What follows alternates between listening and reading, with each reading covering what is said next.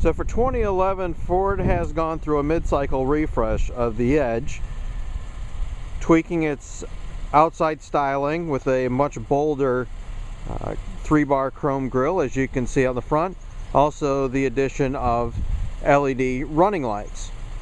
Now as we walk in, I'm going to show you one little interesting detail. They're trying to, more and more, all the manufacturers are trying to do detailing in their headlights. They call it jewelry. Well, here you can see they've even labeled it Edge here. There's also, if you can see the detail here in the grille, some texturing in here as well. It keeps a theme of what they're trying to do with some of their grille styling. Not only does it control airflow with certain openings, but it also controls the airflow over it to give it some different and better aerodynamics. As we walk around and take a look, a little wider shot here, the profile is maintained the same look. Nothing really changed there too much. Nice wheels on the car, good overall profile. It's a good sized vehicle, but surprisingly shorter than you would expect it to be. On the back, they've tweaked the styling of the tail lamps. You can see it has 2 big chrome exhaust tips. This is an SEL all-wheel drive model, and also is something you're seeing on other hatchbacks with the Fiesta and the new Focus. They have this roof spoiler that comes out also to help with aerodynamics. Let's pop the back and take a look at how much room we have back there, which is pretty good.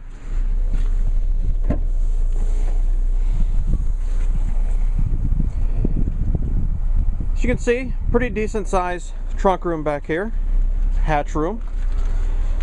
There's storage compartments. You have a outlet, and then you have control of the rear seats. There's actually an outlet here. Yep. And then over here we have some tie spots. They go here to here for the cargo net that's included. And then you have your control here for the back seats. So just a touch of the button, and it's all good. Now it is manual to go back up, but that's not too much of a reach. And then you can see, let's pull back a little bit, quite a bit of room for loading. So we're back up, and just a simple flick of the seats to put them back up.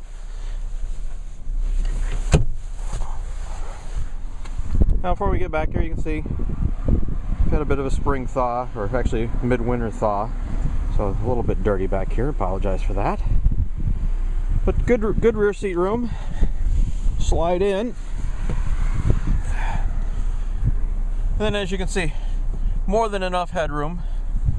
Plenty of room here in the knee area. Certainly comfortable back here. And there's also controls down here, which you can control the angle of the seat back. So you can find a comfortable spot for yourself to sit here.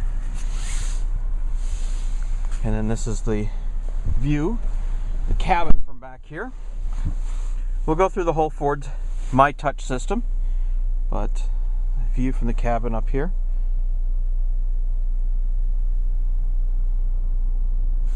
And also the center console right here, which is quite deep. I'll show you just how deep that is here in a second. Let's take a look at the front. And this is an SEL. It has cloth interior, and actually the cloth is quite nice. I'm not really missing the leather too much in this car. Good, solid, nice texture, thick, very thick feeling material.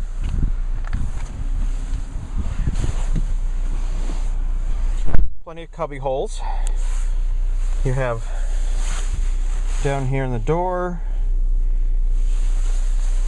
oops, 2 here, and another one over there. Now one of the things Ford has done with the My Touch is you have your controls on the wheel here to control your 2 screens. Obviously this control handles the left screen. This one handles the right screen. Let's cycle through these really quick. You do all your controls here. So as you can see right now, we've got it set up on fuel economy, and we're averaging 19.8 and some mixed driving. But you have your choice of different display modes.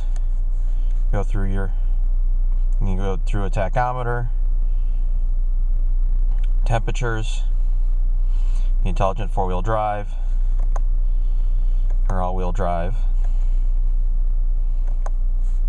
tripometers, fuel economy. And you go through your different vehicle settings, driver assists, my key, displays, gauges, how you want to do that. And then general information, no warnings currently on that. So we've been keeping it on the fuel economy and using the instant gauge just to watch ourselves.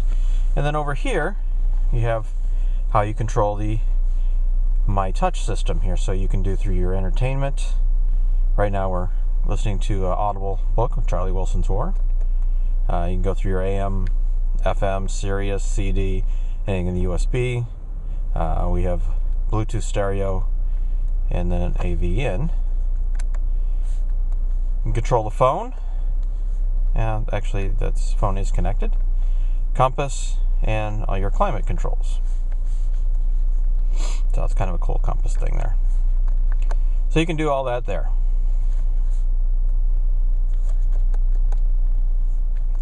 Now, if we go to the center,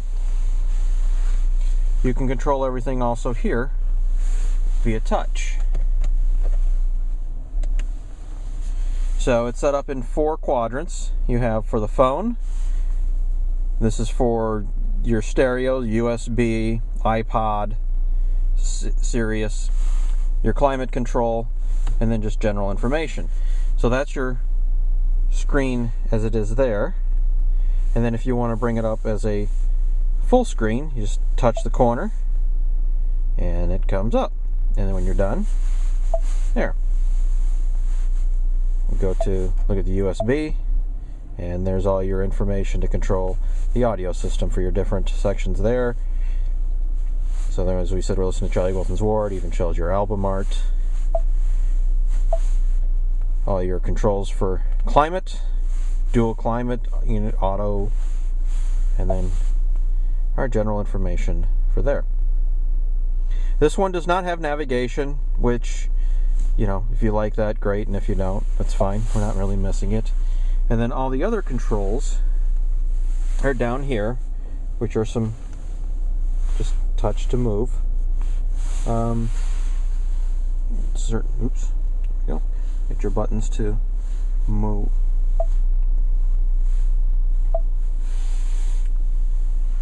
And then two round buttons for your fan speed and audio there. So what's the Edge like to drive? It's actually very good, very competent to drive, very quiet to drive. In some ways almost too quiet. This car, or crossover as you'd like, is very sneaky fast on the highway, in such that you have to be careful, because every time you look down you seem to be going about 80-85 miles an hour. It's so quiet, it rides so well that it just doesn't feel like you're moving very fast on the highway, and then you look down at your speedometer and you're like, oops, better back that down once again. All in all, this is a great refresh to the Edge. Very great car to drive. Really enjoying the time. Let's take a dive and look at the center console, and hopefully we've got enough lighting in here to for it to go. But as you can see, we'll scroll down in here, get that out of there, that it's quite deep. It has a lot of storage capacity. Well, if you want to know how big that is, I'll show you. We'll pull this back out. We've got our iPod and our phone buried in there. It actually has 2 USB connections in here, so you can keep everything powered up nicely, and you also have component inputs here, and a, oops, can't really see that there, but there is a power source there. So here's our SLR camera with a lens on it, 17 to 50, if anyone wants to know. And you can put that in there, put the phone back in, put the iPod back in, put the coin tray in,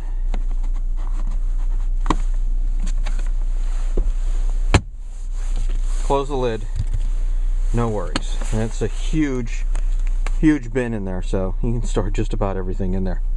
So what are our overall impressions of this Edge? Really, really good. Very impressed with this. Was somewhat prepared to be underwhelmed for reasons it's hard to explain. I guess I had a little experience with the original one and came away nice, but nothing special.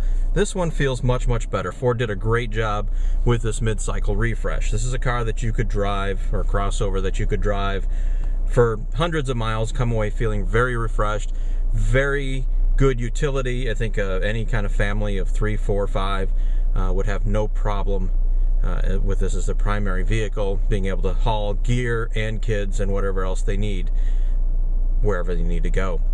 So good job by Ford on this. 35 grand, decent chunk of money for a car these days, especially when it's just cloth interior, but I still think you're getting pretty good value for money. Reaction when I saw the price was, that's not bad considering everything that's in here, the level of technology that you have, and just how good this drives. So overall, we're giving this thing highly recommended. Yes, it doesn't have the nav system. Yes, it doesn't have leather, but that wasn't a big miss for us. We didn't really care. I think everything was there that we wanted and would need, and for a reasonable price with what cars cost these days. So overall, we like this, and it's definitely something you should consider buying if you're in the market for a new crossover.